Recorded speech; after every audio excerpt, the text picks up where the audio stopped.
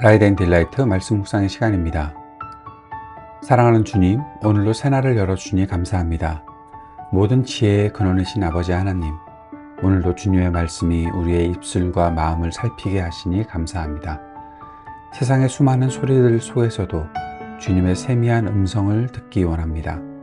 우리의 말이 누군가를 살리는 생명나무가 되게 하옵소서. 우리의 마음에는 주님을 경외하면서 나오는 평안이 넘치게 하옵소서.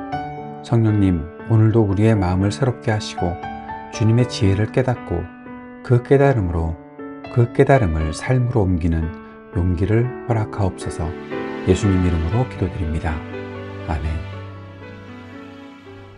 오늘은 잠언 15장 1절에서 17절까지의 말씀을 함께 읽고 묵상하겠습니다. 잠언 15장 1절에서 17절까지의 말씀입니다. 부드러운 대답은 분노를 가라앉히지만 거친 말은 화를 돋운다. 지혜로운 사람의 혀는 좋은 지식을 베풀지만 미련한 사람의 입은 어리석은 말만 쏟아낸다.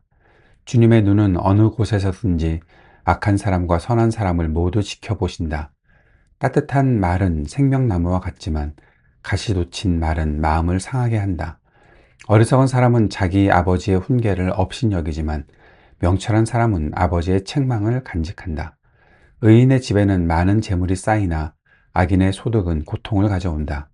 지혜로운 사람의 입술은 지식을 전파하지만 미련한 사람의 마음에는 그러한 생각이 없다. 악한 사람의 제사는 주님께서 역겨워하시지만 정직한 사람의 기도는 주님께서 기뻐하신다. 악한 사람의 길은 주님께서 싫어하시지만 정의를 따르는 사람은 주님께서 사랑하신다.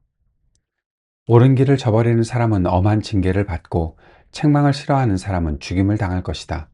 죽음과 파멸도 주님 앞에서 드러나거늘 사람의 마음이야 더욱 그러하지 않겠는가? 거만한 사람은 자기를 책망하는 사람을 좋아하지 않으며 지혜 있는 사람을 찾아가지도 않는다. 즐거운 마음은 얼굴을 밝게 하지만 근심하는 마음은 너를 상하게 한다. 명철한 사람의 마음은 지식을 찾지만 미련한 사람의 입은 어리석음을 즐긴다. 고난받는 사람에게는 모든 날이 다 불행한 날이지만 마음이 즐거운 사람에게는 모든 날이 잔칫날이다. 재산이 적어도 주님을 경외하며 사는 것이 재산이 많아서 다투며 사는 것보다 낫다.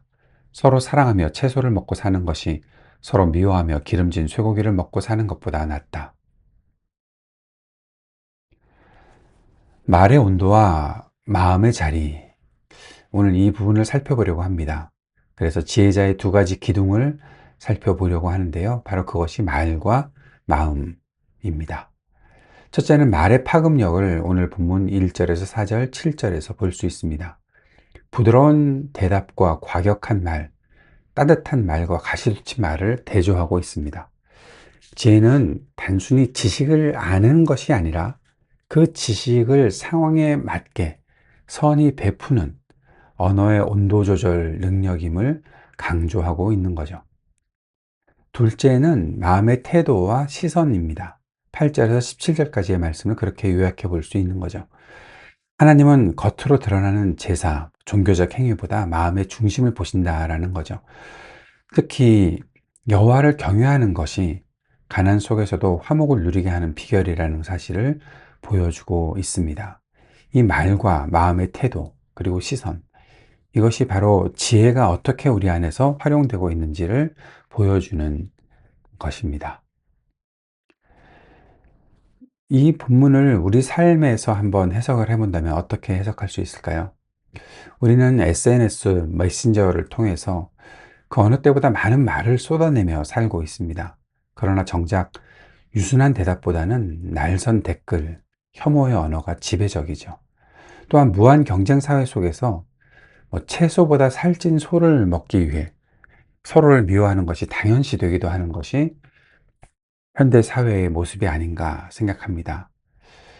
그런 가운데 오늘 본문은 우리에게 진정한 풍요가 어디에 있나 그것을 묻고 있습니다. 오늘 본문을 개인적으로 적용해 본다면 첫 번째는 언어의 필터를 장착하자라는 것입니다. 이러한 성찰을 해볼 수 있을 것 같습니다. 내가 주로 사용하는 단어들, 그것은 생명나무인가? 오늘 또 어제 내가 사용했던 단어들, 앞으로 사용할 단어들이 정말 생명나무인가? 아니면 마음을 상하게 하는 가시돋친 말인가? 이런 실천을 해보면 어떨까요? 상대방의 공격적인 말을 들을 수 있지 않겠습니까? 그럴 때 똑같이 반응하지 않고 3초 멈춤을 실천해 보는 것 말입니다. 분노가 일어날 때 부드러운 대답은 분노를 가라앉힌다는 1절 말씀을 암송해 봅시다. 내 혀가 지식을 선히 베푸는 도구가 될 수 있도록 의식적으로 노력하는 것이 오늘 본문을 적용하는 개인적인 적용의 모습이 아닐까요? 두 번째는 공동체적인 적용입니다. 공동체적으로 적용해 볼 때 훈계를 대하는 자세를 한번 가정과 교회에서 생각해 볼 수 있으면 좋겠습니다. 이러한 성찰을 해보면 좋겠습니다. 본문 5절과 10절은 훈계를 싫어하는 자를 미련한 자, 어리석은 자로 규정하고 있는데 우리는 공동체 내의 쓴소리를 나를 향한 공격으로 받아들이는지 아니면 성장의 기회로 삼는지 그런 성찰을 해보는 거죠. 그래서 이런 실천을 한번 해보면 좋겠습니다. 가정 내에서 자녀나 배우자의 조언을 귀담아 듣는 태도를 가지는 것 말입니다. 교회 소그룹이나 공동체 안에서 비판보다는 적절한 때의 말로 서로를 격려해 봅시다. 특히 17절의 말씀처럼 화려한 프로그램이나 재정보다 서로 사랑하는 관계를 최우선 순위에 두어야 한다라는 것입니다. 세 번째는 사회적인 적용입니다. 정직한 가치를 회복할 수 있도록 하는 그러한 모습이 있어야 되겠습니다. 이러한 성찰을 해봅시다. 하나님은 악인의 제사는 미워하시고 정직한 자의 기도는 기뻐하신다. 직장 생활, 사회생활 속에서 혹시라도 부정한 이익 또는 정직한 가난, 이 두 가지 사이에서 내가 갈등하고 있진 않나? 우리가 갈등하고 있는 것은 아닌가? 한번 성찰해 보는 것입니다. 그래서 이런 실천을 해보는 거죠. 재산이 적어도 주님을 경유하며 사는 것이 재산이 많아서 다투며 사는 것보다 낫다라는 16절의 가치관을 우리의 공적 영역에서 보여줄 수 있으면 좋겠습니다. 성과 중심의 사회에서 동료를 배려하고 정직한 업무 프로세스를 지키는 것 자체가 세상을 향한 지혜자의 선한 영향력이다라는 사실을 잊지 맙시다. 지혜는요, 복잡한 철학이 아닙니다. 오늘 만나는 사람에게 따뜻한 말을 건네는 것이 지혜입니다. 내게 주어진 작은 것에 감사하면서 하나님을 의지하는 것이 지혜입니다. 분노보다 화평을 선택하는 것이 용기이고 그 용기를 내는 것이 지혜입니다. 오늘도 우리의 입술에는 생명이 향기가 나고 마음에는 여호와를 경외하면서 오는 참된 평안이 가득하기를 오늘도 간절히 기도합니다.